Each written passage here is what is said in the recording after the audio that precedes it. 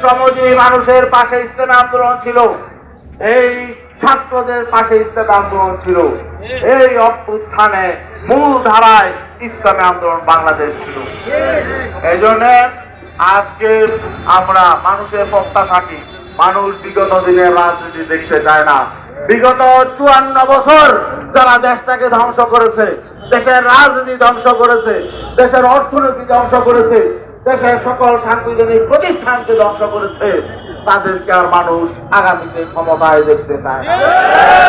অতীতে যারা ক্ষমতায় ছিল তারা কি করতে পারে পরিষ্কার, তাদের চরিত্র পরিষ্কার, তাদের রাজনীতি কি, তাদের অর্থনীতি কি, এটা সবার কাছে পরিষ্কার। তাদের নতুন কিছু বলার নাই, তারা নতুন কিছু করবেও না। কারণ আমরা এখন দেখতে পাচ্ছি এই 5ই আগস্টের পরে বড় রাজনৈতিক দলগুলোর চরিত্রের কোনো পরিবর্তন হয়। এই আগে যেমন চাঁদাবাজি করতো আবার নতুন করে চাঁদাবাজি, আগে যেমন দখলদারি করতো এখনো করে। তাদের কাছে ইনসাফ পাওয়া যাবে না, ন্যায় বিচার পাওয়া যাবে না।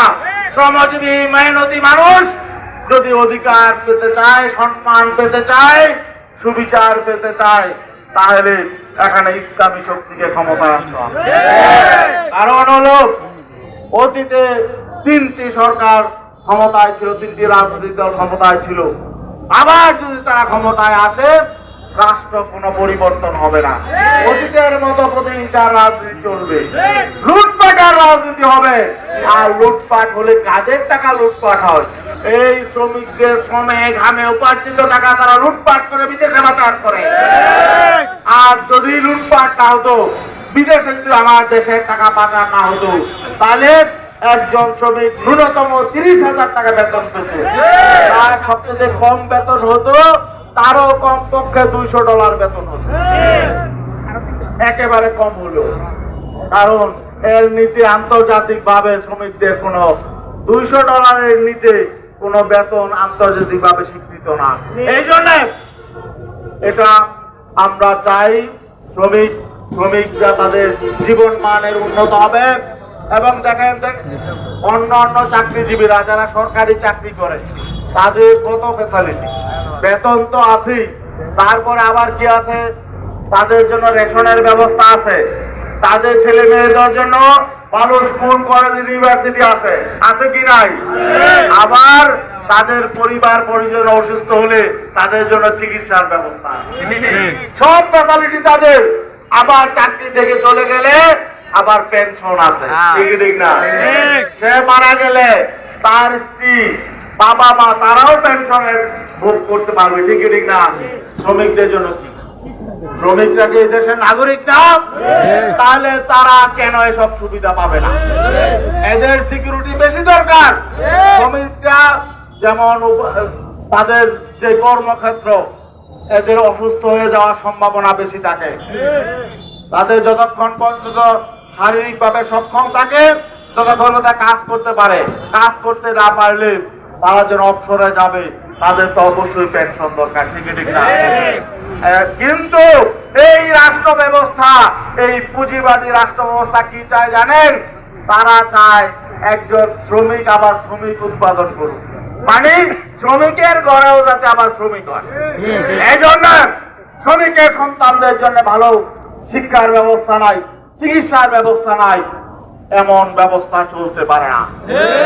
শ্রমিকের সন্তান অফিসার হবে, ডাক্তার হবে, ইঞ্জিনিয়ার হবে, ব্যারিস্টার হবে, ঠিক না? এই জন্য এই ব্যবস্থা করতে হবে। আমরা বলতে চাই, যদি ইসলামী শক্তি ক্ষমতায় আসে তাহলে শ্রমিকদের এসব সুযোগ সুবিধা পাবে শ্রমিকরা। উন্নয়ন উৎপাদনের রাজনীতি হবে, বৈষম্য বিলুপ্ত হবে এবং সুবিচার প্রতিষ্ঠা হবে, ইনসাফ প্রতিষ্ঠা হবে।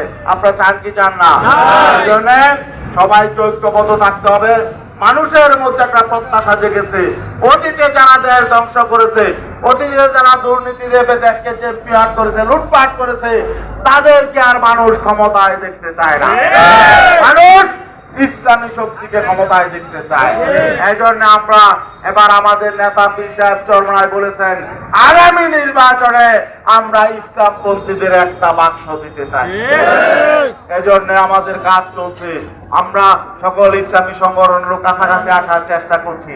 আপনারাও শ্রমিকদের মধ্যে দাওয়াতি কাজ করেন, ঐক্যবদ্ধ করেন যে এবার ইসলামকে ক্ষমতায় নিতে হবে, ভালো মানুষকে ক্ষমতায় নিতে হবে। চোর, বাটপার, দুর্নীতিবাজ, লুটেরা, চাঁদাবাজ তাদেরকে আর ক্ষমতায় নেওয়া যাবে না। আমরা ভালো মানুষগুলো যদি ঐক্যবদ্ধ হই, চাঁদাবাজরা সোজা হয়ে যাবে। আমরা ভালো মানুষগুলো যদি ঐক্যবদ্ধ হই, দুর্নীতিবাজরা সোজা হয়ে যাবে এবং দেশটা সঠিকভাবে পরিচালিত হবে।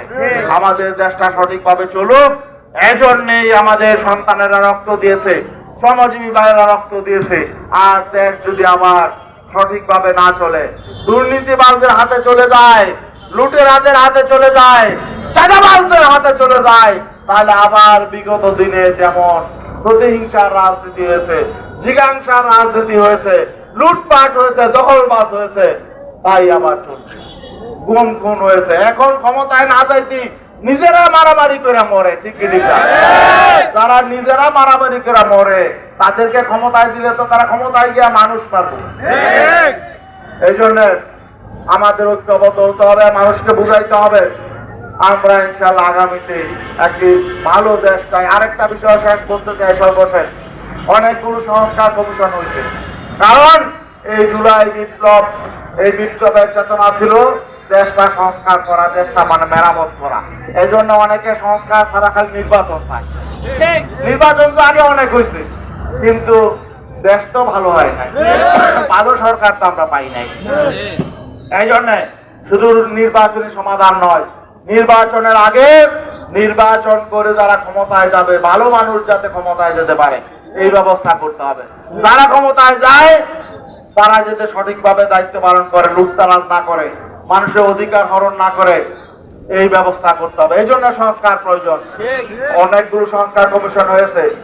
শ্রমিকদের জন্য একটা শ্রম সংস্কার কমিশনও হয়েছে, কিন্তু দুঃখজনক বিষয়, অন্যান্য সংস্কার কমিশনের রিপোর্টগুলো আমাদের রাজনৈতিক দলের হাতে দেওয়া হয়েছে, কিন্তু শ্রম সংস্কার কমিশন তারা কি প্রস্তাব করেছে এটা আমরা এখনো দেখতে পারি নাই। আমরা পরিষ্কার বলতে চাই, এই শ্রম সংস্কার কমিশনের রিপোর্ট এটা প্রকাশ করা হোক, এটা শ্রমিকদের, শ্রমিক সংগঠনগুলোর হাতে দেওয়া হোক, তারা এটা বিচার বিশ্লেষণ করবে। সেখানে শ্রমিকদের অধিকার সুরক্ষিত করা হলো নাকি মালিক দুর্নীতিবাজ মালিকদের পক্ষেই আবার বিভিন্ন সুপারিশ করা হলো। কারণ আমরা জানতে পারছি এই শ্রম সংস্কার কমিশনের বেশিরভাগ মালিকদেরকে অন্তর্ভুক্ত করা হয়েছে। মালিকদের স্বার্থ চাই, হ্যাঁ আমরা মালিকদেরও স্বার্থ চাই, মালিকরাও বেঁচে থাকবে, মালিক বেঁচে থাকলে তো শ্রমিক বেঁচে থাকবে, ঠিক ঠিক না ভাই? তবে মালিক আঙ্গুল ফুলে কলা গাছ হবে, শত শত কোটি টাকার মালিক হবে, হাজার হাজার কোটি টাকার মালিক হবে, আর একজন শ্রমিক দুই মুঠো দুই বেলা খাইতে পারবে না, তাই না? তার সন্তানকে পড়াশোনা করাইতে পারবে না, তার স্ত্রীকে চিকিৎসা করাইতে পারবে না, এমনটা তো চলবে না। এই জন্য এই শ্রম সংস্কার কমিশনের রিপোর্ট প্রস্তাব সকল শ্রমিক সংগঠনগুলোর কাছে পাঠাতে হবে। শুধু রাজনৈতিক দলগুলোর কাছে পাঠালে হবে না, শ্রমিক প্রতিনিধিদের কাছে, শ্রমিক সংগঠনগুলোর কাছে এটা পাঠাতে হবে। তারপরে এটা প্রকাশ করতে হবে বিশ্লেষণের পরে, শ্রমিকদের জন্য যাতে একটি ভারসাম্যপূর্ণ, একটি চমৎকার একটা ব্যবস্থাপনা হয়, শ্রমনীতি হয়। এই জন্য এই অন্তর্বর্তীকালীন সরকারকে সে ব্যবস্থা করতে হবে। কারণ দলীয় সরকার ক্ষমতায় গেলে আবার শ্রমিক নির্যাতন শুরু হয়ে যেতে পারে। এই জন্য আমরা শ্রমিকদের জন্য একটা চমৎকার নীতি আমরা এই অন্তর্বর্তীকালীন সরকারের কাছে দাবি করছি। এই শ্রমিক দিবস আপনাদের সবাই শুভকামনা করি, কল্যাণ কামনা করি। আর সবচেয়ে বড় ব্যাপার, ইসলাম হলো শ্রমিকদের অধিকার নিশ্চিত করেছে। ইসলাম প্রতিষ্ঠা হলে শুধু শ্রমিক না, সকল মানুষের অধিকার নিশ্চিত হবে, বৈষম্য মুক্ত সমাজ হবে। এই জন্য ইসলামী শ্রমিক আন্দোলন বাংলাদেশ ইসলামী শ্রমনীতি বাস্তবায়নের আন্দোলন করে, ঠিক ঠিক না ভাই? এই বলি সবাইকে আগামী দিনের আন্দোলন সংগ্রামে দেশ গড়ার কাজে আহ্বান জানিয়ে শেষ করছি। আসসালামু আলাইকুম রহমতুল্লাহ।